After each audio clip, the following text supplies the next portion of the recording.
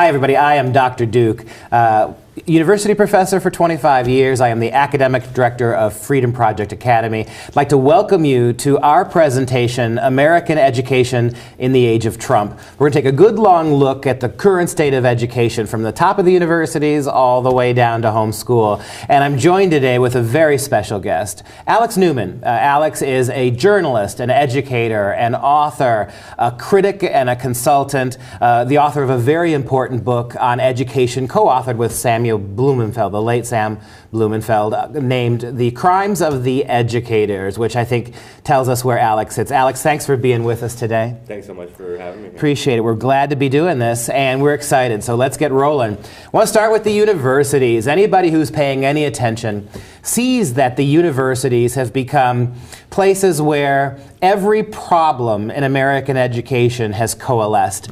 Anger, politics, ideology, intolerance, bigotry, all in the name of progressive causes, the disruption of the function of learning on college campus, the silencing of minority voices, of conservative voices, the lack of worldview diversity. This is a huge issue, Alex. Oh, absolutely. You know, the ideological conformity on university campuses these days is just mind-boggling. I think a lot of parents wouldn't even be able to comprehend it or wrap their minds around it because it's just gotten so extreme. 10 years ago when I was at university, it was already incredibly bad. And I mean, just from looking at the news, you can tell it's gotten even worse since then. It's an embarrassment to our country. Well, there's something really Orwellian when you think about how the word diversity drives every aspect of university culture. We have hired deans and adjuncts and academic deans and chancellors and vice chancellors, all of whom are concerned only with the question of diversity. One of the reasons college tuition is getting so expensive is because we have so many administrators who are pursuing things like diversity at the expense of everything else. And in spite of all of that, diversity means simply everybody looks different. Everybody looks different, but creepy, everybody thinks the same way. Unfortunately, that's true, and the irony is incredible. And it's come to the point now where there's real hatred and discrimination and intolerance against anybody who thinks different. You know, all the things that these diversity experts and deans and everything else claim to be so concerned about, when you apply it to differences in worldview, differences in opinion, suddenly all that goes out the window. And then it's okay to be hateful, and it's okay to be bigoted, and it's okay to discriminate. It's, Orwellian, I think, doesn't even do it justice, because I don't think even Orwell could have imagined something like this. Absolutely. And you know who else agrees with us, Alex? It's Betsy DeVos, the new Secretary of Public School Education. And so she took some really important time out from a recent speech to point out what was happening on college campuses. Let's take a look. So now let me ask you, how many of you are college students? Well, the fight against the education establishment extends to you too. The faculty, from adjunct professors to deans, tell you what to do, what to say, and more ominously, what to think. They say that if you voted for Donald Trump, you're a threat to the university community. But the real threat is silencing the First Amendment rights of people with whom you disagree. Wow, that is remarkable. For all of Betsy DeVos's limitations, she's not the person who's going to get rid of the Department of Education the way Donald Trump promised. Nevertheless, there are tremendous advantages to having anybody other than Arnie Duncan at the Department of Education. And one of the benefits, I think, is this. It's an awareness in Ms. DeVos that the problem really does emanate in many ways from the public school campuses, the universities. What we're seeing with Common Core, what we're seeing with the ideology that's taking over the elementary, middle, and high schools, intellectually it comes from the universities. And her calling out the universities is a remarkable thing. Yeah, you know, I have my differences of opinion with Ms. DeVos, but I have to say that little speech there was brilliant. I think she hit the nail on the head. We really are at the point where students are being told what to think. And you know, when you think about the idea that we have these institutions that we fund with our tax money that are teaching our children what to think, and doing so in a manner that's completely contrary to American traditions, traditional American values, certainly Christianity, the Judeo-Christian values that this nation was founded on, you realize we have, much worse than just a problem. We have a problem that's actually existential to the fate of our country. And Alex, you make a great point just before we showed the video. The tendency of the universities to label as intolerant anything that doesn't toe the politically correct party line. So conservatism now by definition is intolerant. Republicanism by definition is intolerant. Constitutionalism now by definition is intolerant. So what we've reached is the situation where these college kids are being taught that they don't have to tolerate. They must tolerate everything, but they must not tolerate worldviews that they have deemed intolerant.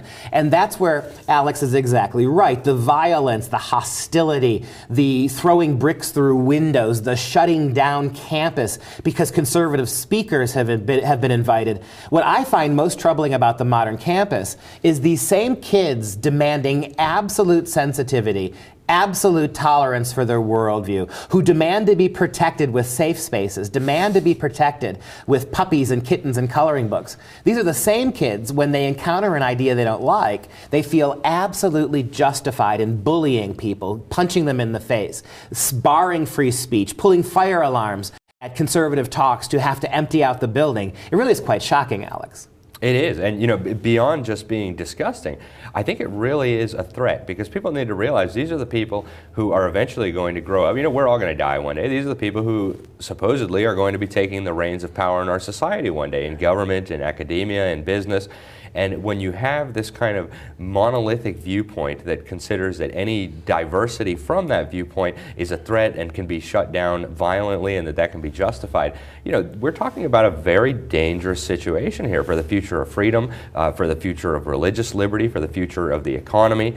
And we absolutely must deal with this. The problem is just growing. It's metastasizing. It's getting worse and worse very quickly. Again, just in the 10 years since I left, it's gotten even worse at a remarkable rate. And if we don't do something about it, back in the 80s, the Reagan administration warned that the education system was so bad, it threatened our future as a nation and as a people. So if it was that bad in the 80s, just imagine where we are today. It's a very serious situation, and the American people need to take it seriously. We're funding these institutions with our tax dollars, and yet what they're turning out is literally a threat to the future of our republic. It's dangerous times.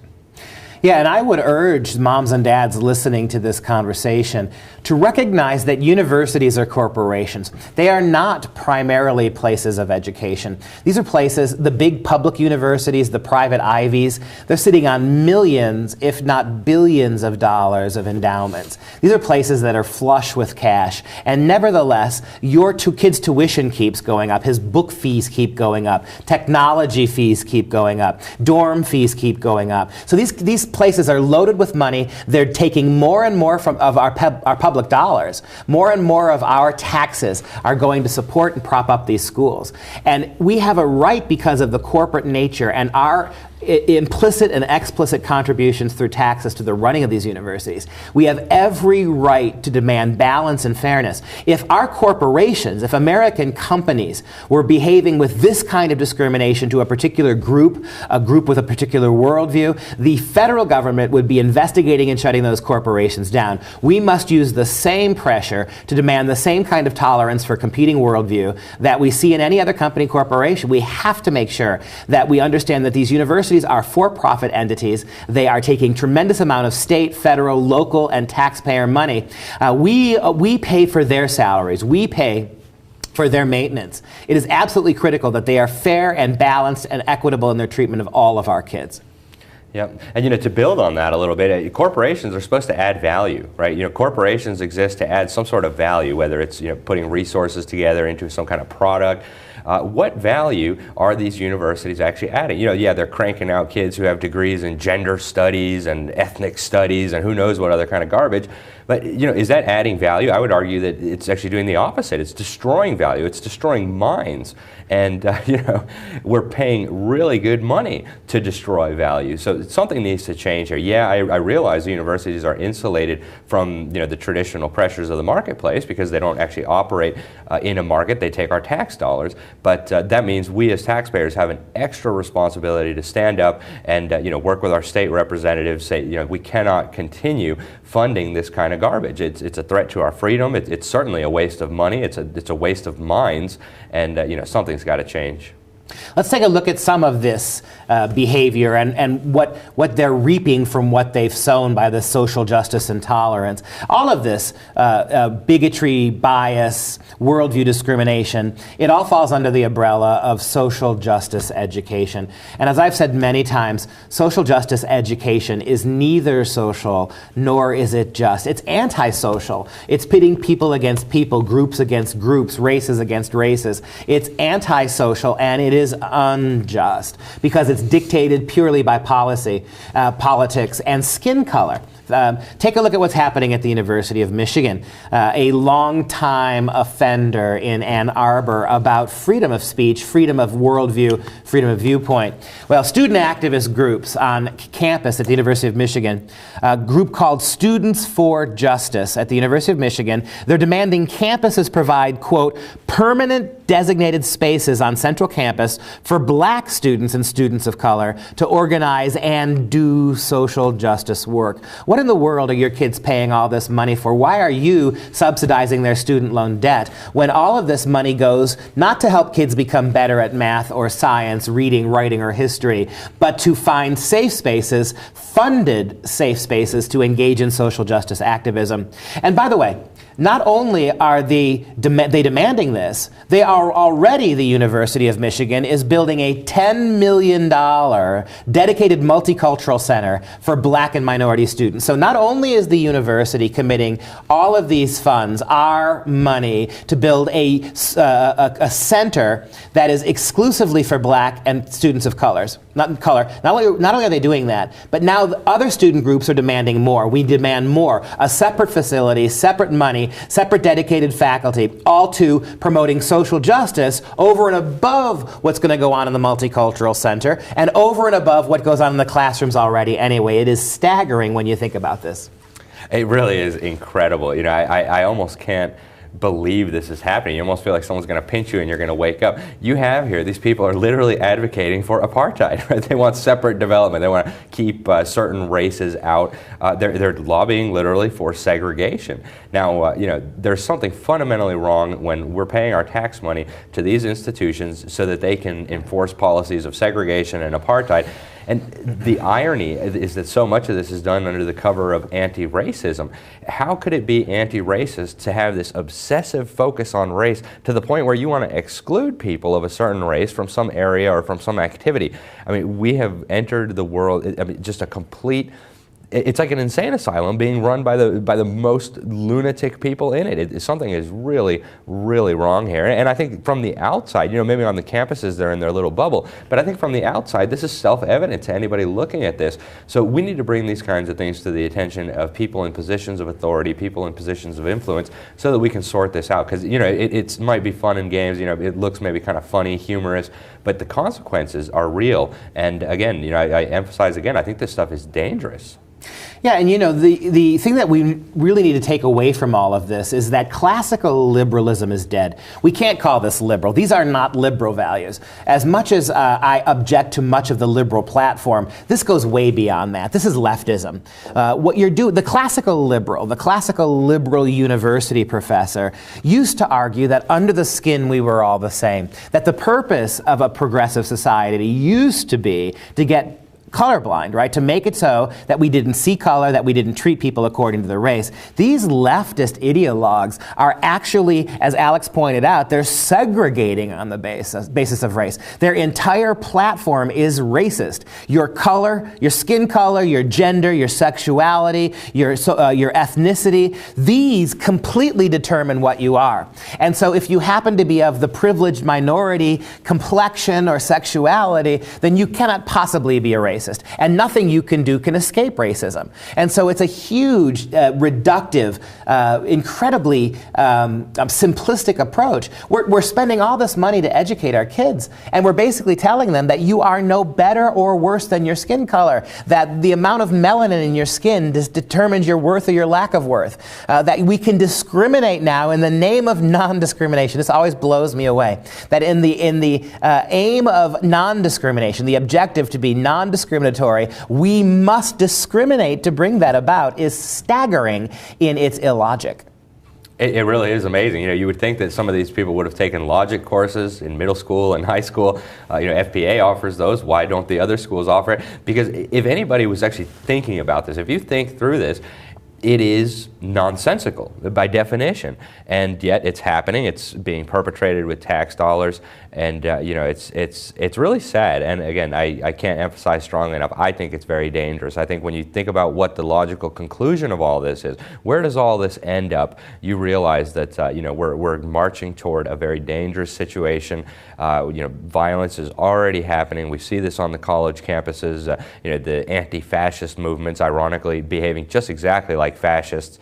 So we have a very serious situation on our hands, and I think parents really need to take this seriously. For one, you want to be careful about where you put your kids. You don't want to pay good money. You don't want to let your kid end up with hundreds of thousands of dollars worth of debt to be brainwashed into this kind of nonsensical behavior, nonsensical worldview. And at the same time, as parents, we have an obligation to protect our children from this, to give them the foundation in logic, in reason, so that they can see through this.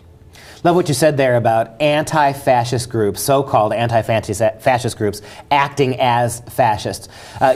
From the historical record, we know that one of the reasons that the Nazis were so successful is that they ginned up fear against the Bolsheviks, right? So one fascist group arguing that in order to fight fascism, we have to oppose this fascist group, right? So fascism, justified by fighting fascism, has a long history in the totalitarian left. And this is exactly what's taking over our campuses now. And the linchpin, the philosophical, it's not even really philosophy, the political linchpin of all of this on campus is our next slide, so-called white privilege. This is an absolute affront. It is the argument that to be white is to be racist. And now, you may never have had a racist thought in your life. You may have never have mistreated anybody, but simply by being a particular quote-unquote color, you participate in systemic oppression of other people based almost exclusively on race. And so there is no autonomy, there is no free will anymore, there is no choice. Fascism always works this way. There is no choice. If you are white, you have no choice but to participate in racist systems. And it is counter-liberal, it is inhumane, but this is the social justice methodology that guarantees, it's not too extreme to suggest that the way white privilege is theorized on college campuses has much in common with the way Hitler theorized race in books like Mein Kampf. And it gets back to what I was saying about this being really dangerous. And it's unfortunate, too. I know we're going to talk about the public schools in just a little bit, the government schools. This has bled down all the way down to the lowest levels. So you have little tiny kids who, never had a racist thought in their life. They never thought about the color of the skin of their friend. It just hasn't crossed their mind because they're little kids. And here they are being indoctrinated, being told that there's something wrong with them, being told that they need to feel guilty because of how they were born, because of their immutable characteristics.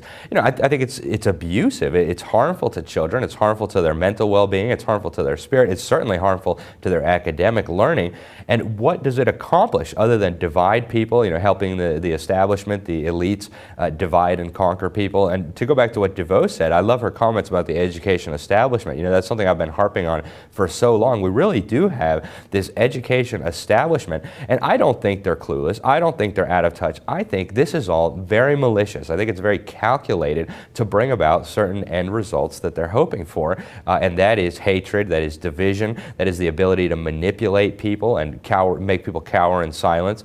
And we need to stand up to this stuff. There's nothing inherently racist about you because of what color you were born with. So it's depressing. I think it's really sad. And again, it's something that I think we must resist. And if you look at the slide, this is at a tiny little Elizabethtown College in Pennsylvania. Moms and dads, this is not just happening on the major progressive campuses. Even the small liberal arts colleges, all across the community colleges even are beginning to bleed into this. The white puzzle picture. At Elizabethtown College in Pennsylvania, the students have encouraged everybody on campus, all of the teachers, to wear little white puzzle piece pins, right? These, you can see them there. This little white puzzle piece pin that you put on your lapel, quote, "This project will encourage people to have conversations about race and how their inherent white privilege has a part in the systematic oppression of minorities." Listen to this. Your implicit, inherent, unrecognized, unchosen racial animus has a significant part in the systematic.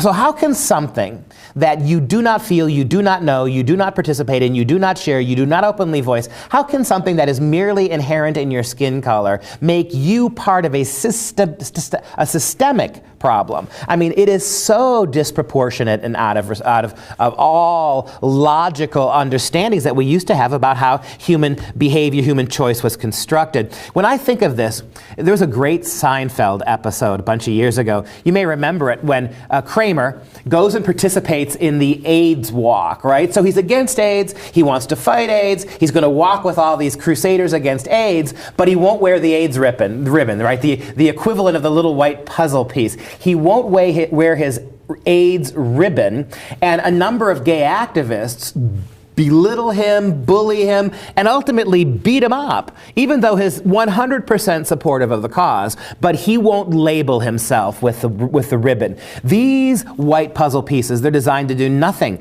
but to point out your fidelity to the cause. It's a party symbol. It's what differentiates this from the yellow stars that your enemies were made to wear to prove that they were enemies, or the symbols of your own participation in the approved party fascist state. How do we discriminate? How do we show, right, that you're part of the club or you're not part of the club? And what does it mean to be a white person on a college campus who refuses to wear such things? I mean, right there, that is a statement, isn't it? That's enough for them to justify intolerance against you because you won't tolerantly wear their white pins. And you know, this is again the kind of situation where you're darned if you do and you're darned if you don't. Just the other day, I saw that actress from Ghostbusters. I forget her name now, but she's an African American. She's black, and she said that if she saw a white woman supporting Black Lives Matter, she would punch him in the face. So if you don't support it, you get punched in the face. If you do support it, you get punched in the face. So you know, this is an incredible situation. It ends in violence. It ends in just atrocities. There's no reason for this kind of stuff except to whip up hatred, whip up division. And you know, it accomplishes nothing good. And you're in this situation where, because of some immutable characteristic you were born with, you are labeled as an enemy. You are labeled as someone who's worthless, someone who's inherently hateful, who's inherently evil, who deserves to be punched in the face. You know, this is the kind of stuff that historically has ended in tragedy. And I think people need to realize that. You know, there's a reason why the education establishment and the broader establishment is whipping up this kind of sentiment. And there's a reason they're able to get away with it too. You know, when we get to talking about the government schools, you know, a logical person who was well educated would instantly recognize all of this as an absurdity. You know, this is ridiculous. But when you have these kids going through the government schools, they haven't been taught how to think. They haven't been taught how to think critically, and so then they're susceptible to this kind of very dangerous manipulation. And again, it goes back to, you know, what I keep harping on. This is dangerous. It's not just something for us to look at and laugh at. You know, this is not a comical thing. This is something that could end up with very, very serious repercussions. It's going to be incredibly harmful to our country, our liberties certainly, and our society as a whole. You know, when you divide a society, when you whip up this kind of hatred, when you demonize some part of the population as a result of characteristics that they have no ability to even influence, you know, where does it go? Think about this. Where does it end up logically? Nowhere good. And I love what you said about being damned if you do and damned if you don't, because that's exactly what happens. There's a stunning case in Idaho where you have a female Democrat politician who was running to become the chair of the DNC. And her whole platform was, if you elect me, a privileged white woman, I will immediately tell everybody else in the Democrat Party who's white to shut up.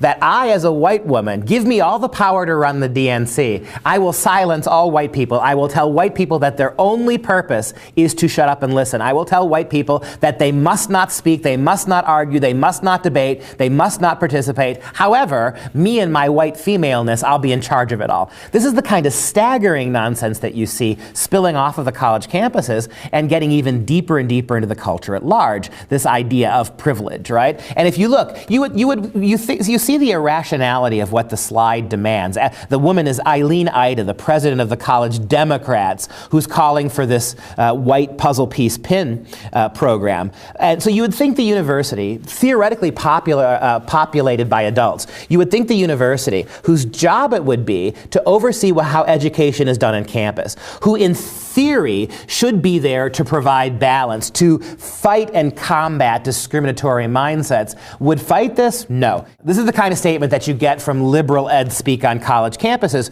People who should be defending innocent victims of this kind of prejudice using doublespeak to justify their positions. The Elizabethtown College wrote, Elizabethtown College is a community committed to maintaining a safe and welcoming learning, living, and working environment for everyone, regardless of race, ethnicity, religion, disability, gender, sexual orientation, or gender expression. The College Democrats, a student-run club, in an effort to facilitate conversations on race and privilege in the community, began a project on campus to encourage students to think about their own levels of privilege. Participation in this club and the campaigns it sponsors are entirely optional, as is every student club on campus. We encourage our students to confront issues of racism, sexism, and intolerance, and we are proud to be a community of diverse beliefs. Do you notice that long list there, right? Racism, sexism, privilege. The one thing that's not defended, ethnicity, religion, disability, gender, sexual orientation, gender expression, the one thing you see no statement about is worldview, right? You see no statement whatsoever that people who think differently, have different viewpoints, have any protections on campus, right? We don't confront that kind of intolerance. And unfortunately, that is the new intolerance of our day, right? I mean, it's to the point where if you see what's been happening, where they bring the conservative speakers in, they're literally breaking out into violence to prevent another viewpoint from being heard. Now, this is historically the kind of stuff that has preceded very dangerous, very bad times. And again, I think it's easy for us to look from the outside and say, "Wow, that's so silly," that's almost funny. But when you're in the midst of this on the college campus, you're immersed in it, and it's easy, I think, to succumb to it, especially if you haven't been trained in logic and in reason. So, I think as a society, we need to do some serious reflection on all this and figure out strategically how we're going to start dismantling this lunacy. Right, it is a double-edged sword because we are not teaching our kids the Constitution. We're not teaching them the inherent rights of freedom and free speech, freedom of assembly. Regardless of your worldview, we're not teaching that anymore. So these kids are coming to college stripped of the basic protections, the basic understanding of the rights and responsibilities of citizenships, what we are guaranteed in terms of our freedoms. We're showing up on campus now without this, and we're filling the void of genuine history, genuine civics, genuine political engagements, and the foundations of basic civil behavior. We're replacing it with this radical activist social justice mentality. How crazy has it gotten as we wind down here, our segment on the universities? How crazy it has gotten? How about this next slide, right? Where the University of Washington now says that proper grammar, teaching kids how to read and write and speak properly, that perpetuates racism. The University of Washington's Writing Center, the place kids go on campus outside of the classroom to get help with their English writing and grammar. The University of Washington's Writing Center now argues, quote, that there is no inherent standard of English, and pressure to conform to proper American grammar perpetuates system of racism. So the entire linguistic structure of our language is racist. Our institutions are racist. Our skin color is either racist or not, depending upon how you are born.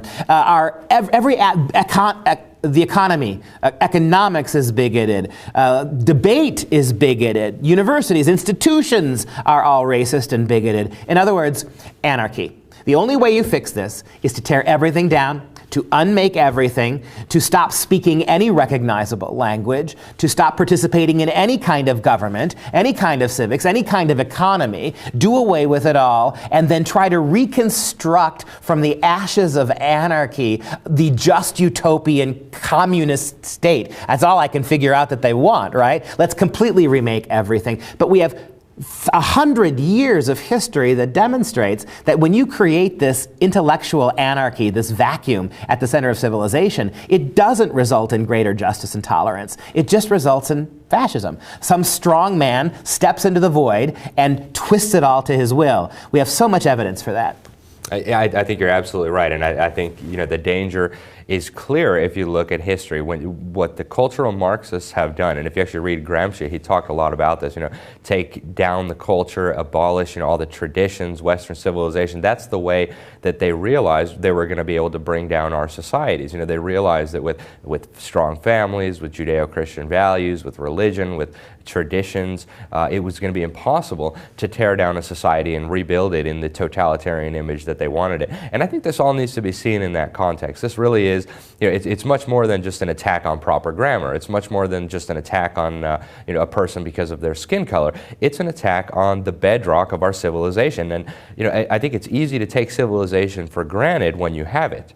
But when it's gone, you have the law of the jungle. And we can see where this leads. Look in places where civilization has broken down or where it never arrived in the first place, and you see barbarism, you see anarchy, you see atrocities, you see starvation, you just see tragedy everywhere. So we need to cherish our civilization, we need to see the value in it, and we need to defend it. And unfortunately, the kids going through the schools, whether that's the government's kindergartens and elementary schools, all the way up to the government-run and the government-funded universities, they're not getting any of this. So again, I want to emphasize we need to cherish these fundamental building blocks of our civilization and defend them from attack. And it's easy to see these things in isolation. Oh, that's silly, they're just attacking our grammar. How ridiculous can you be? But they need to be seen in the wider context, I think, which is the effort to really dismantle all civilized standards, all standards, period. And the purpose of that is to rebuild in a totalitarian image. And I love what you say about isolation. All of this is done in college campuses in isolation. America's bad, Western culture's bad, conservative values, the Judeo-Christian history of our nation is ugly and oppressive. But we never stop to look around the rest of the world to see where you'd go for better, right? Are we going to go to Iran, Korea, China? Are we going to go to Russia for our values, for a better system? I love how, during the Oscars, the Iranian director who won an award who didn't show up wrote a long letter lecturing America about its walls, its borders, right? About its unfriendliness to immigrants. Let that sink in, right? An Iranian living in Iran, a country where gays are routinely stoned or hanged, where you can't emigrate to Iran if you're a Jew or a Christian. You're not allowed to go there unless you toe the party line. A country that is repressive to its women, right? Now lecturing us at the Academy Awards about our intolerance, and the entire Academy and all these Hollywood leftist tools stand up and applaud that. It is a staggering turn of events when you stop and think about it, and not surprisingly, what's happening on our college campuses is really starting to bleed down into our public schools. And we turn to our next segment on the public schools, and we asked a couple of activists and thinkers to give us their thought. If you were in charge of public schools for one day, what would you do? What would be the first thing you do? Our first commentator is a national radio talk show host, a tremendous Christian apologist, and a great thinker, Steve Deace. Here's his thought on how he'd handle that. So if I was in charge of the education system, what's the one thing I would do to improve it? I would do whatever I could to instill competition. Competition is good in every endeavor, in every industry. Education is the #2 industry in America in terms of total revenues, behind only energy. And it probably has the least amount of competition of all of its peers. So what would I do to instill that competition? One change I would make. I'd have the funding for every student follow them at the building level. Meaning, if you want to be homeschooled, your funding goes with you to your homeschool. If you want to be private schooled or chartered school, your funding goes with you to the private school and the charter school of your choice. Not a voucher, not a tax credit. That's your money. and you get to do with it whatever you wish. No one has to give you a slip or permission. It's your money, and you get to spend it depending on how you choose to have your child educated. And one other postscript I would add to this: if you take your kids out of government schools and you decide you want them to go to a different kind of schooling instead, the government schools don't get to send you the bill for the seat in their classroom that your children are not currently occupying. This is pretty simple. You'd think the same liberals who believe in one man, one vote would also agree with you shouldn't be paying for something you're not actually using, right? So it's very simple. We need more competition. And in order to get that competition, we need to free up dollars so people are free to choose what they want to choose with their own money. Wow, Alex, competition. You think about the segment we just did on universities. What the progressives are trying to do is destroy competition of ideas, right? We will not listen to you if you're white, whatever that means. We will not listen to you if you're conservative. We will not listen to you if you espouse free markets, competitions, right? Democracy, Republican forms of government.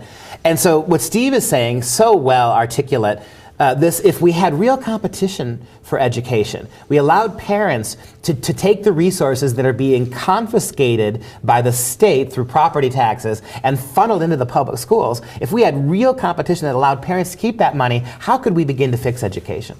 I think he raises a number of really good points there, and I think there absolutely needs to be more competition in everything. I think the education establishment, if you will, very much enjoys a monopoly, or close to a monopoly, over the education system. And one thing that I have a concern with about some of the education establishment that's joined the bandwagon for so-called school choice is that they want to use that as a way of actually eliminating independent competition. So, I realize that that's not anything at all along the lines of what Steve had in mind, but I think there are a good number of people from the education establishment who've joined this bandwagon for, oh yeah, let's give tax dollars to private schools, religious schools, as a kind of a bait and switch tactic. And actually, I watched it happen in another country. They said, oh well, we'll just use tax dollars to finance the private schools, and that worked fine for a little while. It was for religious school, private school, whatever, and then they closed the trap. I think it was in 2011 in Sweden. They passed a law that said, well, all the schools are now funded by taxpayers.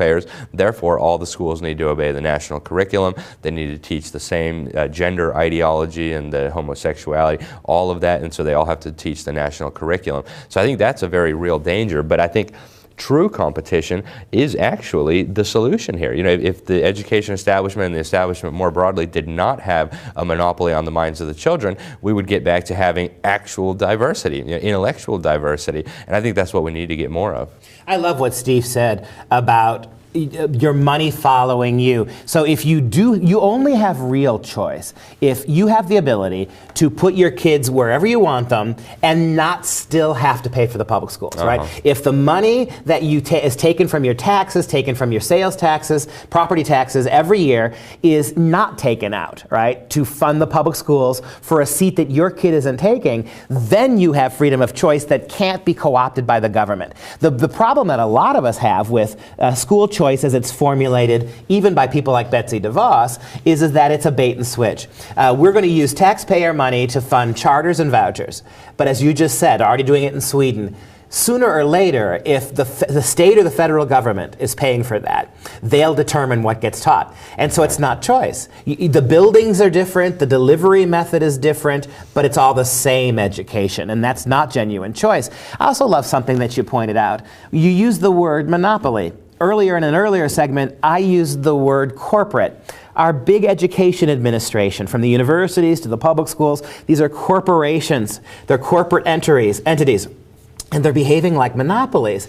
We would not tolerate this behavior in any other kind of corporate life. But because these are schools, and the government has such a stake in funding them and promoting them and using them to deliver ideology, we ignore the corporate aspects of them. Let's treat all corporations the same. And in the same way we would go after intolerance, bigotry, monopolistic tendencies in Wall Street corporations, we must also go after them in the universities to guarantee free education. Yep. And I think if even just a little bit of competition was introduced, as a saying that, okay, if you're a parent and you have children and you don't want them in the government school, you don't have to pay that segment of your property taxes.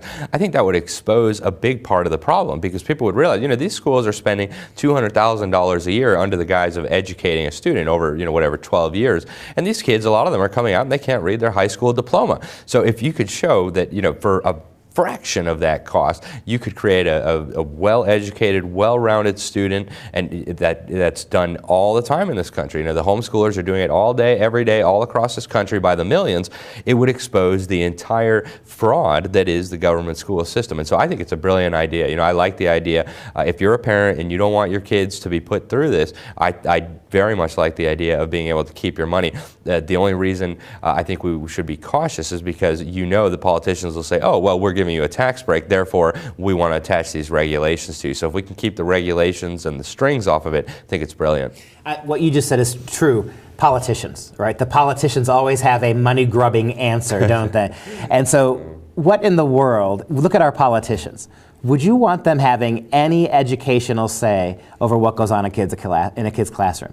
What in the world, how do we create a system where politicians are the primary controllers of what goes on in our kids' classroom? And forget the ethical and moral questions of having the traditional politician involved. What possibly qualifies them, right? This is the business aspect of it all, right? It's about taxing, spending, and controlling your kids with the message that's delivered to your kids. This is why education is failing.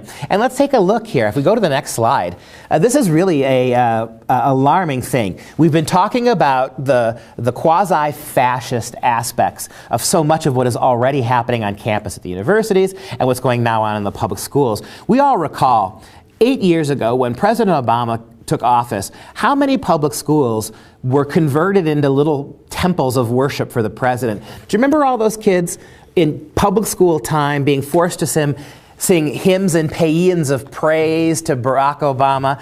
They would fill the airwaves. I'm going to show you a couple to remind you. Well, just a couple weeks ago, NBC News, for its website, it co-opted a bunch of young children to read anti-Trump political messages. So one of the hallmarks of fascism, as it's been practiced in every fascist country, is to recruit and indoctrinate children, to get children separated from their parents, to parrot, to mimic the propaganda of the state, and then to use that indoctrination to turn on their parents, to expose their parents, to, in some cases, actually sell their parents out to state entities for not following the party line. Here's what happened, if you remember, just as a reminder, in 2008, when Barack Obama took office, and how the public schools were using students and kids as props in their propaganda war. We're gonna spread happiness. We're gonna spread freedom. Obama's gonna change it. Obama's gonna lead 'em. Now's the moment where each voice to sing. Sing with all your heart. For our children, for our families, nations all join as one. Barack Hussein Obama. He said, red, yellow, black, or white, all are equal in this time. Barack Hussein Obama. Obama is the president, first African American history. 44th president of the United States. The ground has shifted, the world has changed. What just amazes me about that, Alex, is the complete lack of self-recognition in doing these things to kids. These are kids way too young to process what they're saying. These are kids who have no formulated political opinions. These are kids who are being used as absolute props to glorify all sorts of things that used to be off-limit in classrooms in terms of political bias. It gives me goosebumps to see things like that. That's the kind of stuff that you imagine seeing in North Korea, where they take the kids and they brainwash them and they make them sing songs to Dear Leader. Frankly, I think people are not catching how frightening, how dangerous this situation is. I mean, it's so easy to just laugh at this stuff because it's so absurd to clear-thinking people. But this stuff has real-world consequences, and this is the kind of stuff that literally you can go on YouTube and you can find videos of kids in North Korea. They look just like that. It's terrifying. So what is our society coming to, where we are forced with our tax dollars to support these institutions that are manipulating innocent and impressionable little children to sing songs to a politician who, frankly, his policies fly in the face of what's in the Constitution? I think people need to be really troubled by that, and I think, frankly, people need to be outraged by this. It's not appropriate in any way, by any stretch of the imagination, to take our money and use it to literally indoctrinate young children who, as you said, they don't know what they're saying. They have no idea. They don't have political views yet. They're too young for that, and it's so terrible. It makes me want to cry. Well, and here's a question for you, Alex. What do you think the American people would say if public school teachers in 2008 and 2012 were doing that to people like George W. Bush? Forcing little kids to sing paeans of hymn to George Bush or to Ronald Reagan. Can you imagine? Or Donald Trump. What if right now the schools were having third graders, second graders, kindergartners using school time to rehearse, to practice, to put on Make America Great Again t-shirts and sing psalms, literally, praising dear leader? It really is shocking. We would never in a million years stand for that. And yet when it's the progressive president, we don't bat an eye about it. Yeah, I think it illustrates the double standards and the hypocrisy of so much of the left. We've been talking about their jihad on actual diversity when it comes to political beliefs and worldview. The same is true here. The teachers would never stand for it. If the teachers saw kids being forced to sing songs to Donald Trump, they would start ripping their hair out. They would stage protests and they would throw things at the town hall meetings. And yet, when it's to Obama, because he represents the radical worldview that a lot of the education establishment has, then suddenly it's perfectly fine. And I think we really, as a society, as an American people, we need to start dismantling this kind of stuff, and it starts by taking it seriously. Again, it's not stuff that's funny. It's not to laugh about. These are impressionable young children. These are beautiful young children. They don't deserve to be put through this, and their parents don't deserve this. I mean, nobody deserves to pay taxes to have their children brainwashed. Yeah, and we all know categorically that the public schools aren't singing hymns of praise to Donald Trump. We know already within 1 month of him taking office how many teachers in the middle schools and the high schools are sending kids out of class for wearing Trump hats, or the one teacher who pointed a fake gun at a picture of Donald Trump on the classroom blackboard and shot it, right? The kind of things that are happening in our classrooms are the exact opposite of what happened with Obama. Trump is being ridden down. Republicans are being accused of all sorts of racism, of xenophobia, anti-this, anti-that, simply by virtue of who the president is. And now NBC News has made a series of videos conscripting children into the same cause, right? And what bothers me about the clip you're going to see now is how, look at the eyes of the kids who are doing this, particularly the younger ones. These are kids who do not have any grasp of what the issues are. They're reading scripts, they're being prompted, they're being, again, kids being conscripted to do the opposite of what they did for for Obama, in order to condemn new President Donald Trump. Take a look. When you speak on things that make me feel uncomfortable or I disagree with, you make me feel small, because I know I can't change it. I want you to know that I don't like your definition of American, because I don't seem to fit within it. Most of my family is black.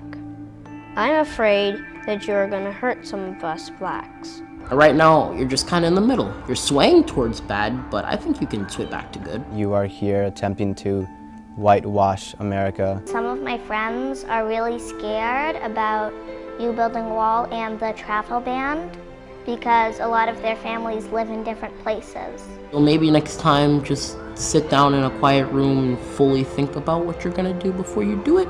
It's not fair for refugees.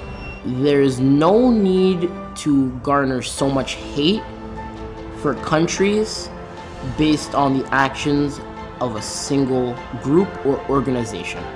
Dear Mr. President, I want you to know that us kids are not always wrong. Us kids are not always wrong. How could they Wrong about what? What did these kids understand about a single one of Donald Trump's policies? Go back to the very first girl in that video. I want you to know, when you say things that make me uncomfortable or things that I disagree with, I get upset.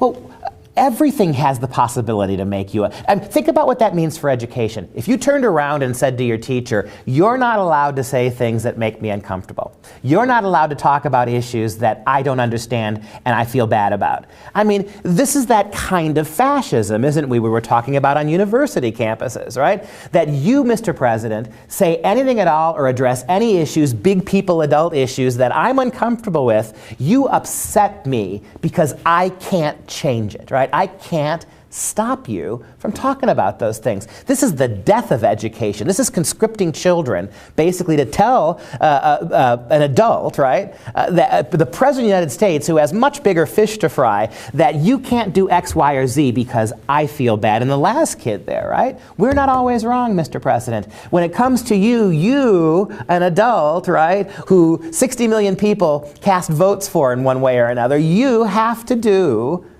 what we want you to do, or it's just not fair. Yeah, and I think from watching that video, I think it becomes clear that the children are being manipulated. You know, it seems to me very scripted, and as sad as it is, you know, the media is almost as bad as the education system. And ultimately, when you look behind the scenes, you have, you know, a small clique of people with this crazy ideology, the establishment, if you will, that is responsible for what's happening in education and that is largely responsible for what's happening in the media. So fortunately, you know, a lot of the grown-ups were educated well enough that they realize the media is phony. You know, if you look at the polls, I think that's come through loud and clear.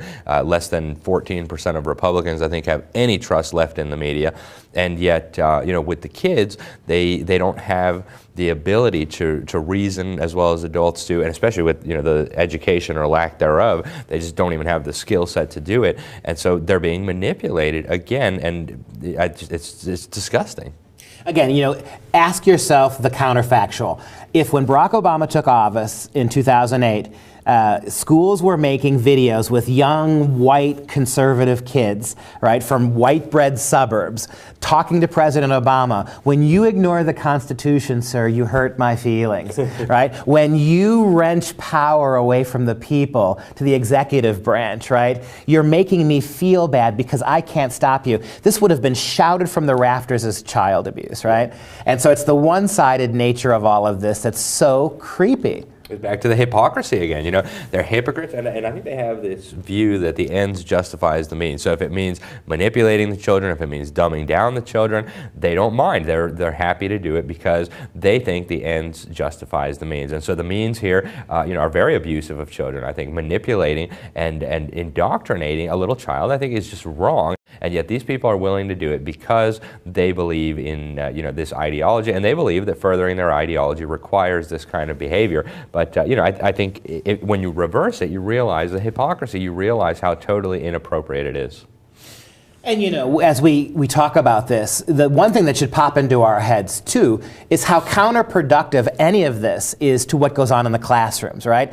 You're asking kids who haven't been educated. In some instances, you're taking education time away from kids to have them engage in political activism, right? I mean, isn't that the problem at the university level? Kids who aren't without an education at the university level, without the fundaments of government and civics and history, making outrageous claims in the name of activism, not in the name of education. And so now you're bringing it down to the kindergarten, the first, the second grade classroom.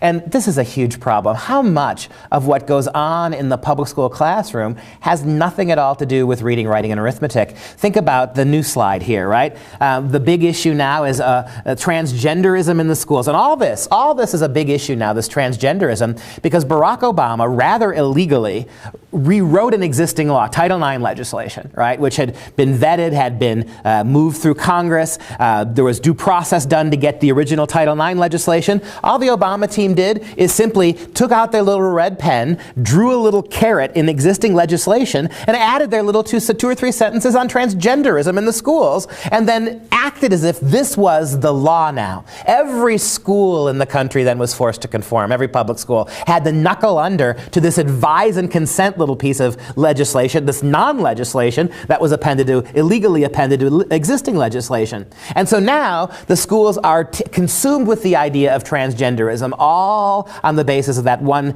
shoddy little move. Take, for instance, what happened in the media with Chris Cuomo, a CNN anchor, for goodness sake, just a few days before here at the end of February, when was asked about by a viewer, Chris Cuomo, right, was asked, what do you tell a 12-year-old girl who doesn't want to see a penis in the locker room? Chris Cuomo's progressive response, I wonder if she, the 12-year-old girl, is the problem, or her overprotective and intolerant dad. Teacher tolerance. And notice how it's not mom's fault, right? So any little 12-year-old girl who doesn't want to see a penis clearly has been manipulated by her parents, right? Do you see this divide and conquer technique between the parents and the kids that we've been talking about on every level of education here, right? The girl left to her own, leave the girl, the 12-year-old girl, to us professional educators, and she'll be thrilled to see penises in the bathroom, right? It's not even mom, it's dad's fault, right? Teach tolerance. And in what possible world is exposing little girls that young to penises in bathrooms? In what possible world do you call that tolerance, Alex? I think it's representative of the broader problem that we have at the school. I almost see it as a microcosm or a perfect metaphor of what's happened with education and with the media more broadly. We're at the point now where it doesn't matter if God made you a male or a female, you get to choose, right? So there is no reality, there is no truth, there is whatever we feel. And this is incredibly problematic in the real world, and I think it goes back to the fundamental war that's being waged here against God and against truth. Because if you get to the point where suddenly you can decide if you're a man or a woman. We all realize that's absurd, right? It's in your DNA. You can't change that. But when we pretend like you can alter these things just by how you feel, I think it really shows how far this has gotten. This kind of ideology has been present for a long time. Now we're seeing the fruits of it, right? Now we're seeing the end result, which is there's so much confusion, there's so much denial of reality, of truth, that we can pretend like a boy can say he's a girl and then go change in the girl's bathroom. I mean, it's just madness. But again, I have to say again, it's easy to laugh about this, it's easy to dismiss it, but there's nothing funny about this. The consequences are very real. This is resulting in permanent harm. The American, was it the American College of Pediatricians came out and said that, this stuff with the gender, it's child abuse, teaching a child that they get to choose if they're a boy or a girl and, encouraging them to take drugs. Most of these kids, if they're left alone, will come out of it okay, right? The overwhelming majority of children who are confused about their gender will end up totally fine if they don't get encouraged by adults to take drugs and to, persist in their fantasies. But what the media and what the schools are doing is encouraging them to do that, is encouraging them to pretend like reality doesn't exist or it can be changed just by how we feel. And again, I think the consequences are very dangerous. And I think as a society, again, we need to resist this kind of lunacy. And the transgender stuff, it's just one symptom, it's just one element of the problem, but I think it's representative of the general just breakdown in even just basic fundamentals that we see in the education system and in the media.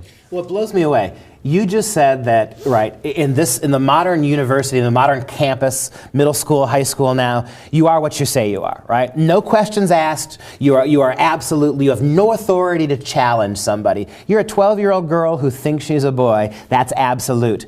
That blows me away. But if you're born white, you have absolutely no choice to be anything but a racist or to participate in racism. You see how fascism works, right? That the kind of absolutes that progressives push on you, when it comes to their own way of understanding, it's the whole biology versus gender thing. Science is absolute because most climate scientists believe climate change is happening. But when it comes to gender trumping the simple biology of sex, science suddenly doesn't matter anymore. So when science is on our side, when we progressives use absolutes to shut your arguments down, and when you turn that right back around on us, those absolutes now become completely subject to our subjective perspectives, right? Isn't this the way it always works? And it's the same thing with homosexuality. So you can be born a woman and decide you're a man, that's fine. But if you're born a homosexual, that's the end. There's no element of choice in that at all. And it shows you how incredibly inconsistent in terms of logic the worldview that these people has. And that suggests to me that this is not really a worldview. It's rather a weapon, a tool to what we were talking about earlier, dismantling civilization on the road toward rebuilding society along totalitarian lines. And I think it needs to be seen in that context to be truly understood. Well, let's talk about science and fantasy a little bit longer. How in the world can you make any justification for allowing kids who haven't even gone through puberty yet, kids too young to have had their bodies change, right? The testosterone, the estrogen, the things that begin to trigger sexual characteristics in terms of reproduction, right? All those things that happen during puberty, scientifically happen during puberty to help determine kids and their biology as they evolve into adults.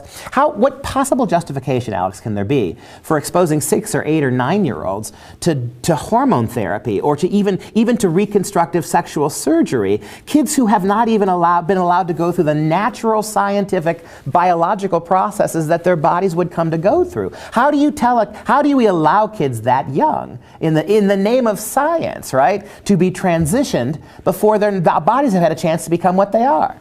It's insane. I think it's criminal. And then on the flip side of that, you have them passing laws in California and New Jersey, trying to do it at the national level to ban, they call it therapy. If a kid has unwanted same-sex attractions, they want to ban any conversation with a psychiatrist or a psychologist or a pastor or whatever to help them work through that. So, it again shows the incredible hypocrisy, and it shows that it's completely logically inconsistent, the worldview that these people are pushing. And unfortunately, the kids coming out of the schools don't even recognize it because they don't have even just the basic tools of critical thinking to see through all this. So you can't use the tools of science, psychology, analysis, medicine. You can't use those things to address gender dysphoria or to address homosexual attraction because that would be criminal, right? Meanwhile, you flip it around on the other side and we're perfectly happy turning 8-year-old boys into 8-year-old girls prior to puberty simply because mom decides that the little boy is that way? I mean, how does that work? And again, the studies show that the overwhelming majority of these kids, I think 80–90%, maybe more, will end up completely normal if they're just left alone, if they're not encouraged in their delusions by adults. And you apply this to any other field, and it becomes immediately obvious how ridiculous it is. I mean, think of a person who has anorexia or who suffers from bulimia. Would you say, oh yeah, you're really fat, just to play along with their delusions, to buy into their delusions? It would be absurd. You would be considered cruel and hateful and insane. And yet this is what we're expected to do with children who are temporarily confused for whatever reason. Maybe they watched a crazy cartoon or learned something crazy from their teacher, and we're told that you can't question that. I mean, it's so utterly insane that I think you cannot understand it unless you see it in the broader context of what's happening here. And speaking of broader context, we have this story in the news as well. Euless, Texas. I was just there last weekend. We have Mac Beggs, a female who wants to become a male, and so she is transitioning.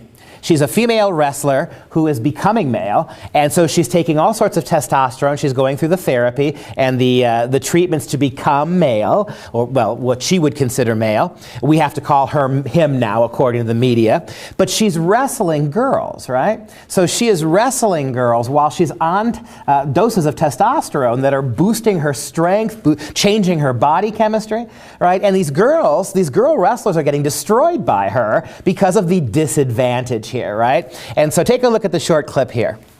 Many in the audience feel Beggs has an unfair advantage on the road to victory. Beggs is a transgender athlete, born a girl, transitioning to become a boy. He takes testosterone injections to make that transition happen. Many believe that provides the young wrestler with an added competitive edge. His strength and agility are hard to miss on the mat. So there's a big issue right now, right? And I think if he has been taking hormones or steroids, he should be wrestling boys. That can't happen, though, according to the University Interscholastic League, which oversees public high school athletics. Current UIL rules state boys may not wrestle against girls and vice versa, and gender shall be determined based on a student's birth certificate. Then there's the issue of the hormone therapy that would typically be disqualifying. Not in this case, says UIL Deputy Director Dr. Jamie Harrison. The law is very, very specific that a student who is being administered performance-enhancing drugs by a physician cannot be made ineligible. The student that is administered performance-enhancing drugs by a physician cannot be named ineligible. But this student isn't being administered the drugs for athletic purposes. It's not like the person has a knee injury that requires steroids to heal, right? So then you let the kid play, if he can play, because that's a doctor-ordered course of therapy. This therapy is completely unrelated to the athletic circumstance, and yet they still apply it to that, right? And I ask again, where are the feminists on this? I mean, what you are doing here is you are making it harder for girls, actual girls, to compete with other girls. It's not a level playing. I thought the lack of a level playing field was the whole purpose for feminism. Now you have a dramatically skewed playing field, a dramatically skewed playing field was what you have now, and the feminists are completely silent about it. This is a young woman who is taking medicine to make herself more masculine, out wrestling girls. Where's the outrage? And we have the same thing. I've seen instances where you have boys who pretend like they're girls, who say they feel like a girl, competing against actual girls in school sports. And, talk about putting them at a disadvantage. It's unfair and it's ludicrous. But when you buy into these absurd fantasies that we get to decide if we're boys or girls, or there's now this woman who says she's a different race than she is, and you have the trans species people. I feel like I was born a puppy or a dolphin or a baby, whatever it is. It goes back to what we were saying with the racist grammar, right? Grammar is racist. They're breaking down every truth, every objective fact, every reality, every standard on the road to rebuilding it, right? And this is what Gramsci was talking about. Antonio Gramsci, the communist who wanted to take over the institutions so that they could be brought down and then rebuilt in their image, rather than what we've had here for more than 2 centuries. And it's fundamentally very, very dangerous to our society, to our freedom, and of course to the future of our country. So the 12-year-old little girl who doesn't want to see a penis in the girls' room is either a bigot or has bigoted parents and needs to get over it. The 12-year-old girl who trains and works hard and practices to become the best girl wrestler she can be is now beaten out of her state title, beaten out of a crown, a title, by a woman, a girl, who has become a boy and taking very serious doses of testosterone to help improve that. That little girl's just out of luck now, right? Again, right? Where are the protections for the most vulnerable? On the mat, on that wrestling mat, the actual girl is the most vulnerable of the two. Where is the protection for her? In that bathroom, the 12-year-old girl is actually the most vulnerable of the two. Where are her protections? Well, it seems insane on the surface until you realize that there is a concerted agenda behind all this, and then you realize it's criminal. Let us move, and the takeaway for me for what goes on in our public school section is the biggest danger of public schools is not the failed curriculum, it's not the bad pedagogy, it's not the lousy level of teaching instruction, it's not even the worthless standardized tests. All of those things are horrible. But the real problems in the public schools that supersede all of that are all of this external progressive garbage that's being jammed into your kids' heads 8 hours a day, 5 days a week, 9 months out of the year, from kindergarten all the way through high school. As bad as the non-education your kids are getting can be, this other stuff, this is the biggest worry that faces us today. And as we move into our final segment on homeschooling, what does this mean for homeschooling? I want to begin with Kyle Olson, another one of our experts, who, what would Kyle do? Kyle's the founder of EAG News. What would he do if he were in charge of public school for just a day? If I was put in charge of the education system, and I was the education secretary, which is good or bad, the de facto head of the education system, there's 2 things I would do. The first thing is, when I became the secretary, I would walk into that building, and it would be my mission to put myself out of a job. I would cut bureaucracy, I would cut regulation, I would detangle the federal government from schools, from states, from local communities, get them out of the way, and let parents decide what is best for their kids. How did we reach a point where parents, who are the primary stakeholders of their kids' education, both voluntarily send their kids to public schools for these indoctrination centers, this lack of a real quality education, 8 hours a day, and yet then are also deprived when they protest what's going on in these public school classrooms. They are the ones who are most disempowered. They are the voices that are the most marginalized. How did this happen? Well, you know, it's been a really, really long process. Sam Blumenfeld, who we'll hear from in a little bit, and I document this in the book. If you go back really to the earliest time, you can look at Horace Mann, who imported the socialistic Prussian system with a goal toward indoctrinating kids in statism. You know, by today's standards, what he was into was very mild. Then you get into John Dewey, you know, around the late 1800s, early 1900s, who really hijacked the system that Mann brought over, literally for the purpose of doing what the system is doing today, which is indoctrinating the children, leaving them with a very, very poor education, if you can even call this an education, giving them reading disabilities. And his agenda was very clear. You know, he didn't even actually bother to hide it. He wrote about how he wanted to turn America into a communistic, a socialistic country with no private property. He was a very prominent humanist. He was one of the signers of the first Humanist Manifesto. And so his goal, and you know, they wrote this in the Humanist Manifesto, they wanted everybody to get over this idea about God, right? We need to drive God out because God doesn't exist. We need to believe in evolution and getting rid of private property. And so he was very open about his goal. He wanted to use the schools to bring about the kind of society that we currently see emerging right now, right? A post-truth society, a post-reality society where you know, the children are completely separated from any even knowledge of their heritage, of you know, the Judeo-Christian civilization that they were supposed to inherit. And so it's been a very long process. You know, we really can trace it back more than 150 years. But in the last few decades, the trends have been accelerating because, you know, each generation is actually getting dumber and dumber. And you can show this objectively if you look at the SAT scores. So it's been a long time coming, and I think we're still probably not at the end point, but you know, as we get closer to the end point, it becomes more and more apparent to any clear-thinking people that this is you know, just a monumental danger. It's a monstrosity. It's harming the children. It's harming our entire society, and it's going to have terrible consequences if we don't fix it.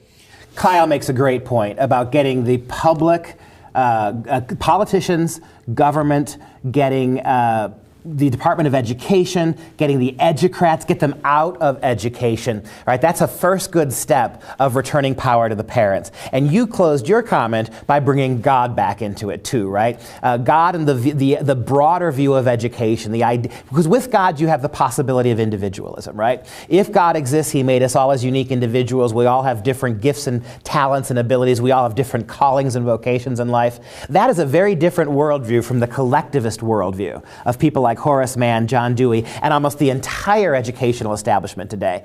Parents, can't stress this enough. Parents, you're going to lose every time unless you've got a strong belief in God on your side. And with God comes that recognition of individual worth, not collective worth. And get the politicians, get the educrats out of this. Parents, you have to stay faithful, and you have to take primary control of your kids' education. Speaking of God and education, I'd like to play a short clip now in our homeschool section from Colin Gunn, Christian filmmaker, the brilliant movie Indoctrination, where Colin traveled the country in a little yellow school bus pointing out the anti-Christian, anti-humane aspects of modern collectivist education. Here's Colin. If I were put in charge of the American education system, what would I do? Well, in our film Indoctrination, we have Samuel Blumenfeld, and he says this about the public schools. He says the public schools have become a criminal enterprise. We also interviewed John Taylor Gatto, and he said, having strangers work on your child's mind is a mad idea. What we are trying to say in the movie Indoctrination is that the public school system is an institution that has to be destroyed. You have to get rid of it, that it can't be fixed. We have the analogy of the big yellow bus traveling along and it breaks down. What do? Do you patch it up and try and keep it going, or do you get rid of it? We argue that it needs to be destroyed. You need to get rid of the public school system, both the federal involvement in education, but also at the local level as well. There shouldn't be the power to tax, to pay for other people's education. That should be completely privatized and independent from the control of government. Wow, the late, great Sam Blumenfeld. I know you're going to talk about him in a second. Wonderful guy. Public schools have become a criminal enterprise. If you've watched the first hour and 15 minutes of this presentation, how do you conclude it's not criminal, right? And tell us a little bit about Sam and your book, and comment, if you will, on his comment about the criminalization of how the public schools have become a criminal enterprise. Sure. Well, it was a great honor and a privilege to work with Sam. In the last years of his life, he passed away a couple of years ago, right after the book came out, actually. But it was so great to work with him. He knew so much. He spent 50 years researching all this, going into the university archives, into the correspondence, and digging out the truth about all this. And I support his conclusion 100%. That's why we called our book Crimes of the Educators, how utopians are using government schools to destroy America's children. And I realize, when you hear that title for a book in isolation and you haven't seen the evidence, you think, wow, that's really extreme. That might be bad, and I know we're not having good education, but criminal? But what we do in the book is, we provide massive amounts of evidence, huge amounts of documentation, a lot of it from primary sources, right? Going straight to the horse's mouth, John Dewey, showing that the school system is doing exactly what it was designed to do: dumbing down the children, indoctrinating the children, giving them reading disabilities, using methods to teach reading that were exposed as quackery, literally in the 1840s, and then again in the 1850s by Rudolf Flesch, then again in the 1970s by Sam Blumenfeld with the New Illiterates. I mean, the way they teach reading flies in the face of logic, right? They have the kids memorizing words. And it goes back to one of the fundamental goals of John Dewey. He did not want individualistic kids. He did not want kids who could read their Bible, who could read their Constitution and their Declaration of Independence. And if you go back to early American history, you realize that was the point of education. I mean, if you look at the very first education laws that we had in what is today the United States, you can go back, 1647, look in Massachusetts Bay Colony, the old Deluder Satan Act, right? The towns were supposed to establish a school, and the idea was the kids need to learn how to read so that they can read their Bible, so that they're not ignorant, and so that Satan can't deceive them. So that was the purpose of school. You open up your Bible and you read, the fear of the Lord is the beginning of wisdom. So now we have these schools that deny even the existence of God, right? You can't even say what it says in the Declaration of Independence, that the Creator made us and gave us rights. And the founder said that was self-evident. That's not religion. The Supreme Court may say it's religion, but that's self-evident. That was self-evident to the people who founded this country.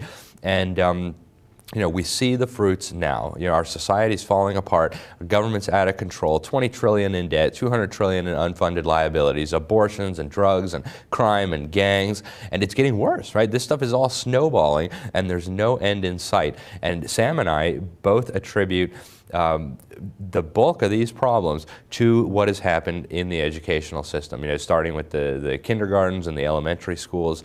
And I agree with Colin Gunn. We need radical solutions here. And the system is such that it cannot be reformed, right? It was designed to do what it's doing. It grew from a poison seed, so of course it's producing poison fruit. We need to rip it out from the roots and start again. And we need to build it on a proper foundation. It is amazing when you think about the role of syndicates, right? The mob, the mafia, this or that gang. Is it fair to say, and Colin's saying it, you're saying it, everything we've seen here for an hour and a half seems to reinforce this, that what this educational establishment has become is the largest underground, above-ground syndicate in maybe the history of Western culture, right? This is a huge, across-the-board organization designed to make education less effective, to make it less individualistic, to make it more conformist, less efficient, to make it more political, to make it serve the ends of very narrow political ends of a very small group of people. How do you escape that conclusion? And if it's true, and I want you to reflect on that, but move to the second quote that Colin Gunn brought up from John Taylor Gatto, right? That allowing public strangers to educate your kids almost exclusively is madness. It is, and I think there's been a very concerted effort, a deliberate policy, I would say, to get both of the parents in the workforce. And part of the reason for that is because that allows the utopians, the John Deweys of the world and his disciples, to grab the minds of the kids, to monopolize the minds of the kids. And You know, I agree entirely with John Taylor Gatto, too. Actually, he's one of the people that we dedicated the book to. He understands what happened. He was one of the teachers of the year multiple times in New York, and what he did was completely the opposite of what the education establishment wants. He gave the kids freedom. You know, he told them, use your brains, think about things, do your own research. So he took a totally different approach than the dumbing down that goes on in the schools, and it was very effective. And so, you know, eventually he couldn't participate in the system anymore, but he's right on the money. You know, God gave parents the responsibility over the children. You know, you are primarily responsible for the upbringing of your children. Handing them over to Caesar to be educated is bound to result in disaster. And, you know, to get back for one more minute to the criminal enterprise aspect of it, what other business, what other industry could you tell people, hey, I'm going to sell you this product and it's going to do X? And then, you know, in this case, they're telling us, give us your kids, give us your tax money, and we're going to educate the kids for you. And then they do the opposite. Rather than educate, they give the kids reading disabilities. They dumb down the kids. They indoctrinate the kids. You could not do that in any other field, or you would be taken to court for fraud, for extortion, for misleading advertising. And yet this is happening systematically. We're spending $1 trillion on this craziness across the country. And if you look at the government's own numbers, you know, it's perfectly clear that this is a criminal syndicate. In Washington, D.C., the State Education Agency reports that 2/3 of Washington, D.C. residents over the age of 15 are functionally illiterate. I mean, I can train a 4-year-old to read in a matter of months with almost no effort, almost no money. You're telling me these schools with $250,000 over the, you know, the kids' K through 12 education, they can't read? You know, obviously, there's I mean, it's more than just kind of a national accident. You know, oops, how did that happen? This is deliberate, this is systematic, and it needs to be exposed. It's criminal. There is a grave, grave lesson here for parents. When Jesus Christ said, render unto Caesar what is Caesar's, he meant pay your taxes and follow the laws as long as they were reasonable. Never did Jesus Christ say, send your kids to Caesar. I mean, it's absolutely inconceivable. As a matter of fact, Jesus said, suffer the children to come to me, right?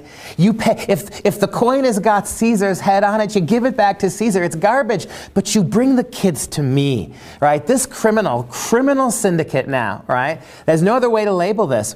It's working at odds with education. It is working at odds with family values. It is adamantly opposing biblical principles. There is no win-win here. There is no way of surviving this. There's no way you can accommodate to this system in the long run and keep your kids safe. It's just not possible. And so that brings us to homeschooling. And what can we do about homeschooling? It's not surprising. If the federal government is taking such pains to commonize your kids' education, to lower it and make one standard for all kids that it brings the lowest common denominator up. It doesn't lift up overall achievement at all. If standardized tests, which tell working teachers nothing they can use about how to improve their classrooms, are the only reason we're educating your kids, then something else has to be done. More and more moms, thank God, are beginning to experience and to take advantage of the opportunity in this country to homeschool. Homeschooling is continuing to burgeon, but not surprisingly, the federal government that wants to control every single public school kid will not long, once they cement their hold over them, allow there to be loopholes, allow ways out of the system. You spend a lot of time living in Sweden, Alex. Take just a minute and explain how in Sweden they've already closed up all the homeschool loopholes. What have they done in Sweden, a previously free country? Yeah, it was actually a tragedy of, I think, immense proportions. Sweden produced hundreds of what we call school refugees. So this happened, I believe, in 2011, and I did my best to stop it. I wrote articles in 5 or 6 magazines. One of the articles was actually read on Fox News. It went out in the HSLDA newsletter. So we put a lot of pressure on the Swedish government to stop this, but they didn't care. They went ahead and did it anyway. And it was only a small amount of homeschoolers. I think the estimate was 200 kids being homeschooled, or 200 families. And they decided, it was actually in the same law where they closed the trap on the school choice, right? Because they had been giving government money to private schools, to religious schools. And so the same legislation ordered all the private and religious schools to teach the government curriculum, which is anti-Christian to the core, which is, you know, you think it's bad in the United States, multiply it by 10 and you get Sweden. And at the same time, they closed the homeschool loophole, right? And they said, oh, it's those Christians that are educating their kids. We can't have that.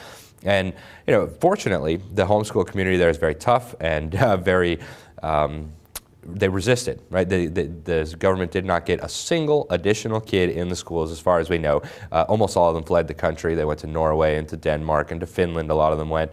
Some went to France. Some went to Switzerland. Some even tried to go to Canada and the United States. But I think it shows where this is all going to end up if we don't take an active interest. You know, Americans are not Swedes. Swedes, I think, have a much more collectivist mindset. They have a long tradition of subservience to government. But we're moving in that direction very quickly, unfortunately. I sometimes estimate, we're a generation or two behind where Sweden is. And if we don't stand up as Americans and say, no, you're not going to brainwash your kids. Yes, you're going to let us do our job as parents, which is to educate and direct the upbringing of our kids, then we can stop this. But if we don't do anything, if we continue on this path and allow it to happen, we are going to end up like Sweden, where we lose, even these most fundamental of freedoms, the ability to educate our own kids. It is amazing. And let's take a quick look at what is happening in here, things that have happened in places like Sweden. We have this horrifying story out of Buffalo, New York, where a single mother, an African-American single mother, frustrated with the public schools, formally applied to take her kids out of the public schools and homeschool them, was granted that right by the state of New York. Her kids were taken anyway by the government. It's unbelievable.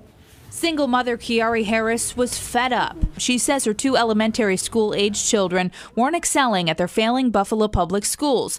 So she filed these documents at Buffalo City Hall, informing the district of her intent to homeschool her children.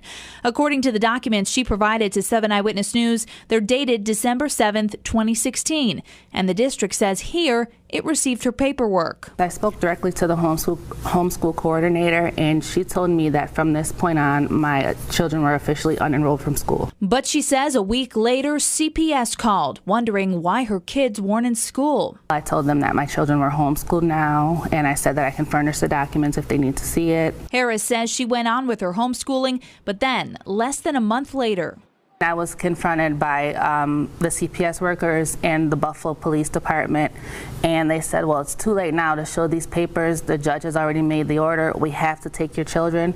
But they never did show me the order.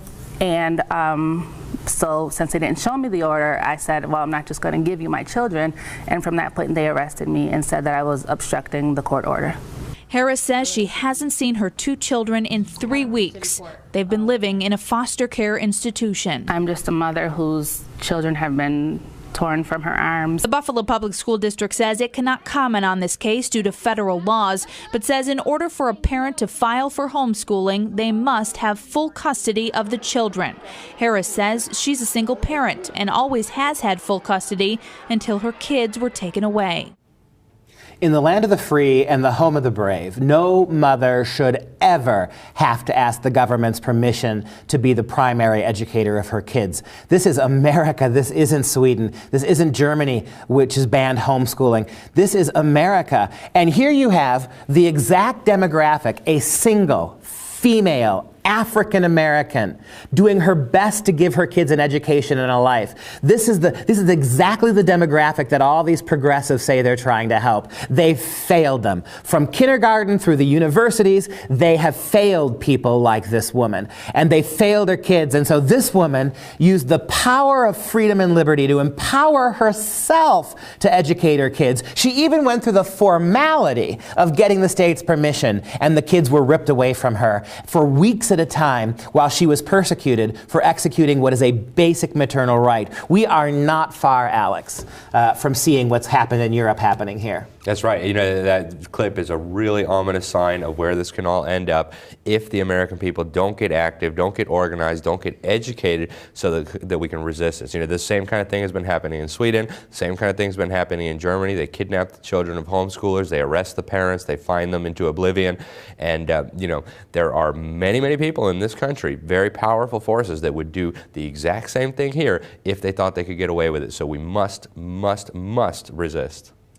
Absolutely critical that we do so. Look, homeschool moms and dads, you already have your kids in a safe space. You must live your life, I'm sorry to say this, as if homeschool was already banned. You must scream it from the rooftops. You must demand your rights. You must do everything you can to make sure your kids can eventually homeschool their kids. And those of you who have your kids in public schools, if you can't, for good conscience, get them out for whatever reason, then make sure every evening you're spending some time reviewing what they're learning in those public schools and counterbalancing some of the goofy history, the weird sexualization they're going to encounter there. How bad has it gotten in this country?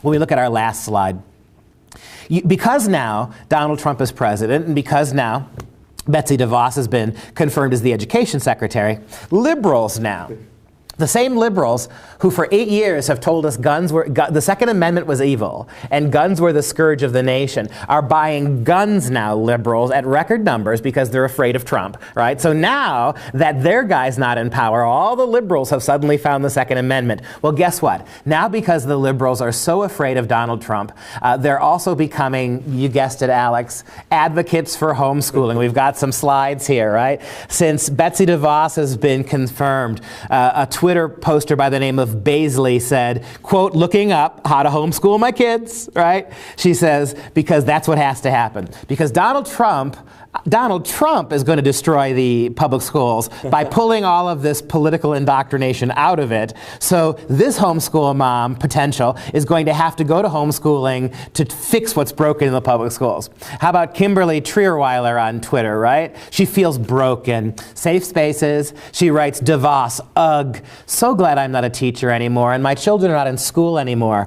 I'm also fortunate that my kids are smart enough to homeschool if need be. Let that sink in. Homeschool kids are smart, right? That's smart. Homeschooling can be smart. The liberals are making all our points. Maybe if we got Donald Trump elected emperor for life, they come full bore on over to freedom and liberty. What do you think? Right, yeah, suddenly they'll rediscover the Constitution, gun rights, and homeschooling, it's one of the many unintended consequences, one of the good blessings that's come out of this presidency so far. So, how about up-and-coming actor Kumail Nanjiani? Quote, Betsy DeVos got confirmed. That's how democracy works, Kamali. I thought you had it in India. Betsy DeVos got confirmed. Everyone who voted for her should be ashamed. Party before country. They're using children's education as pawns, right? So Donald Trump, who's been in office a month, Betsy DeVos, who's been confirmed for about a week and a half, they're already somehow manipulating your kids like pawns on a chessboard, right? Meanwhile, 8 years of Obama, 150 years of American public schools, 50 years of the Department of Education, and our kids, I would be thrilled if my kids could play chess. I'd be thrilled if American kids knew enough, right, to know what a pawn was. That's what we got from the old collectivist mindset. They're losing their minds, and it's hysterical. How about Sergio Grant confirming DeVos as education secretary may have been the GOP's best move to convince all Dems to homeschool their children. Now, this begs the rhetorical question, Alex. Are Democrats, with their fundamental lack of historical knowledge, with their goofy politics, with their screwed up psychological experiments on little kids, should we allow Democrats to homeschool, or for the best interests of our children, should we ban them? Yeah, I hear the same thing about gun rights, right? It's always the Democrats that shoot up places. But, I think even a parent who did very little in the way of homeschooling would be doing a better job than the government schools, because the government schools are specifically designed to dumb down your kids. So if you're not dumbing them down, you're probably going to be doing a better job than the government schools. I agree. I trust the wackiest Democrat with his own kids much more than I trust that kid in any typical public school classroom. No doubt about it. Absolutely. Mm-hmm. Look, we are so glad that you have been with us today. This is just the finger, the small finger in the bathtub, just to get a sense of the temperature here. This could go, we could have hours and hours of these kind of presentations, and I know we'll consider having you back up. We'll do another one of these, but before we go, let's just take a few minutes and talk about Freedom Project and Freedom Project Academy. I'm so excited you're here with me in studio because you're one of our teachers. You teach advanced economics to our high school kids. And for moms and dads who don't know what Freedom Project is, we are a complete online homeschool. We are Common Core free. We are classical education. We are rooted firmly in Judeo-Christian values. values. We have live teachers like this man right here teaching your kids in real time. I would trust the kookiest Democrats' kids with Alex any day of the week. They might not be Democrats when he was done, God bless us. So I want you to talk about what it's like to teach economics, what your impression of Freedom Project is, and how are schools like Freedom Project one really good answer to all of these problems we've looked at. You know, I think there's so many parents who don't feel comfortable. You know, they don't feel like they're ready to homeschool. They don't want to take the plunge. They're worried that, well, what if I mess something up? Well, you know, I tell them all the time, you couldn't possibly mess it up worse than the government schools. But I think for parents like that, Freedom Project Academy is the perfect resource because it's going to make sure that the parents have to be involved, but it's also a support system. You know, we're there to help them with, you know, the more complex subjects, the more complex questions, and it is like a real school environment. And I'll say, you know, the students who've come through my classroom, and I've had a lot of them now because I've been with the Academy from the very beginning, it's just been such a delight. You know, I think most of the students who come through my class have been homeschooled, and the difference is, you know, obvious. They're extremely intelligent. They can write very, very well. They use logic. They use reason. You know, they're grounded in faith. You know, they built their knowledge on the foundation of God. And so, you know, it's been such a joy to work for the Academy. It's been such a joy to have the opportunity to teach these students because, you know, this is the information that they're not going to get in university. And some of them will go to university. It's the information that they're not getting in the public schools. And, you know, I sometimes say this kind of half jokingly. One of the kids who comes through our school will be smart enough to take on 100 of the zombies coming out of the government schools. And it's sad to say that, but I really think it's true. So, you know, I think the school is having a tremendous impact. I think these kids are going to be the leaders of the future. You know, they're going to be running businesses, running for office, and that gives me great hope for the future of the country to know that there's hundreds and hundreds of these kids all across the country getting ready to take the lead. Let me ask you, what's it like teaching college-level economics to high school kids? Well, you know, the joy is that my kids are so smart. You know, they've been so well educated by their parents and by earlier FPA teachers. You know, some of them have been in FPA for 6 years. So, you know, I'm blessed in that I get some really smart students. But, you know, it's good to challenge the kids. I enjoy it, you know, giving the kids a challenge to go above and beyond. And you know, I say this, and it's true. A kid who goes through my class successfully will dominate macro and micro. I mean, they wouldn't even really need to take the course in college. And even though, you know, the questions on the standardized tests are framed from a Keynesian worldview, the kids would still be able to answer because I teach them about the Keynesian worldview. You know, I don't indoctrinate them into it like the public schools or the universities would do, but the kids would still be able to do good on all the tests. So it's just been a fantastic experience. I highly recommend the school to any parents, especially if you're one of those fence sitters, you know, oh, I can't homeschool, I do want to get my kids out of the government school. I'm talking to you. You should put your kids in the school. Look, logic, economics, Latin, civics. These are all courses that our kids take at almost every level. There are courses that are going to prepare your kids for life beyond the classroom much more thoroughly than anything you're going to get in the public schools. You're going to be exposed to teachers like Alex over the computer, real live classes, not just recorded lessons. We want to educate your kids the right way. We want to give them a classical education. This is really do or die time for our country. We want kids to not be zombies. We want them not to be drones. We want them to be free to discover what their worldview, their perspective is. Our motto at Freedom Project Academy is we teach them how to think, never what to think. And so we are enrolling classes now. We're going to be enrolling classes into July. We ask that you come to Freedom Project Education, take a look at what we have to offer. FPEUSA.org. We have all sorts of information on the website. Give us a call. We'll let you know what we're up to and what we do. We have all sorts of really great programs. I'll say one last thing. We don't just require in high school our kids to study American history. They take 3 years of American history, but while they're taking American history, they take 1 semester of American history followed by a semester of civics. So in their freshman year, they're going to learn a full semester of real, authentic American history, not watered down or revision by leftists. Real American history, followed up by a study of the founding documents. Who wrote our country's laws and documents? Who are the people behind it? What about people like Bastiat and the law? What about people like de Tocqueville and their view of America? Our kids understand what the history of this country is, but they understand what their rights and more importantly, what their responsibilities are as American citizens. So if you want one really good way to try to answer everything we've seen for the last hour and a half, take a look at Freedom Project Academy, fpeusa.org. My thanks to Alex Newman for being here today. Love to have him back again. Maybe we'll do some more of these in the future, and thanks for listening to us. We appreciate you being here. Do you want a better education for your child or grandchild? Is public school education not lining up with your family's morals and values? Consider Freedom Project Academy. FPA is one of the most unique schooling experiences in the world. Built on Judeo-Christian values and classical curriculum, Freedom Project Academy provides more than 100 live online courses for students in kindergarten through high school. All of the classes are live, which allows for incredible participation and insightful dialogue between teachers and students. FPA's online platform allows 24/7 access from anywhere in the world. Freedom Project Academy can be everything you need and more, with live class instruction, teacher hours, recordings, assignments, quizzes, tests, grading, and transcripts, all provided. Families can enroll students full-time or start with just a single class. It's entirely up to you. Students are taught discipline, structure, responsibility, and organization in every class, skills that are essential for life after school.